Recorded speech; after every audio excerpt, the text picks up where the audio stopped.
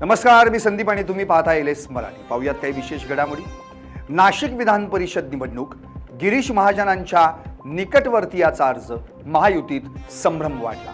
धुळे सोलापूर महामार्गावरील वडीगोद्री येथे आंदोलन, मनोज जरांगेंच्या आंदोलनाच्या समर्थनार्थ मराठा आंदोलकांकडून रास्ता रोको। अमेरिकन नागरिकांना लुटणाऱ्या बोगस कॉल सेंटरचा मुख्य सूत्रधार नाशिकमधून जेरबंद, आरोपींची संख्या 22 वर। 8 दिवसांमध्ये स्थानिक गुन्हे शाखेची मोठी कारवाई।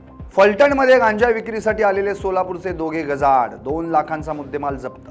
साताऱ्यात सराईत गुन्हेगार टोळीवर पोलिसांचा मोठा दणका, चौघे 7 महिन्यांसाठी हद्दपार। भंडाऱ्यात पवनीचे जंगल आगीच्या भक्ष्यस्थानी, 20 हेक्टरहून अधिक वनक्षेत्र खाक। भंडाऱ्यात धक्कादायक घटना, कौटुंबिक वादातून मध्यधुंद मुलानं अपंग वडिलांची फावड्यानं केली हत्या। रामटेक गोंदिया महामार्गावर भीषण अपघात, कारच्या धडकेत उपसरपंचाचा जागीच मृत्यू, गावकऱ्यांचा रास्ता रोको। कर्जत खोपोली महामार्गावर पळसदरीजवळ खड्ड्यात महिलेचा कुजलेला मृतदेह, घातपाताची शक्यता, पोलीस तपास सुरू। खेडमध्ये भीषण अपघात, टेम्पोची रिक्षाला जोरदार धडक, एका प्रवाशाचा जागीच दुर्दैवी मृत्यू। आणखी काही विशेष घडामोडींसाठी पाहत रहा एलएस मराठी।